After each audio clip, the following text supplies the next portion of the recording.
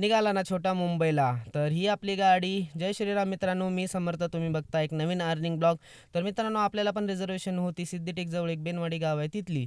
तर डी-पी रोडवरून पिकअप होता. कस्टमरला कॉल वगैरे करून दिलता आणि निघालो होतो आपण आयमनोरा मार्गे डी-पी रोडला कस्टमरला पिकअप करायला. तर कस्टमरला पिकअप वगैरे केलं. त्यानंतर सोलापूर हायवेला टोरंटोला येऊन सी-एन-जी फुल टॉपअप करून घेतला मित्रांनो. त्यानंतर सन आलो त्यांच्या फार्म हाऊसला. तर गावाकडचं वातावरण एक नंबर असतं मित्रांनो. इथं येऊन मला माझ्या गावाकडची आठवण आली. खूप दिवस झालं मी पण गावी गेलो नाही.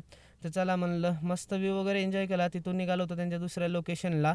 तर जाता जाता स्वामींची पालखी चालली होती. हे आपल्या पाठीशी आहेत म्हणून आपलं सगळं व्यवस्थित चाललं आहे मित्रांनो.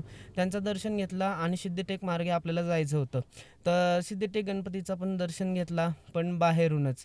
तर बाहेरून दर्शन वगैरे घेऊन आम्ही आलो डायरेक्ट त्यांच्या कुठं भावाच्या शेतात. त्यांनी घर बांधला होता. तिथं पूजा वगैरे होती. तर त्यांनी म्हणले जेवण वगैरे करून घ्या. तर म्हणलं नाही सर, मी डबा वगैरे आणला आहे.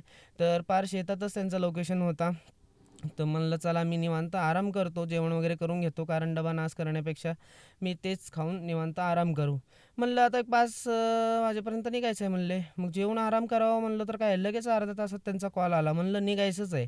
मग तिथून आलो डायरेक्ट त्यांच्या आणि फार्म हाऊसला आलो. एक अर्धा तास बसलो, गेलो. त्यानंतर चहा-पाणी केला.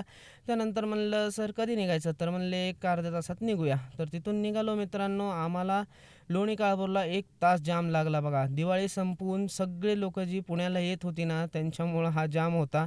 तुम्हाला सांगतो मित्रांनो, लोणी काळभोरपासून मला डी-पी रोडला यायला 1 तास गेला.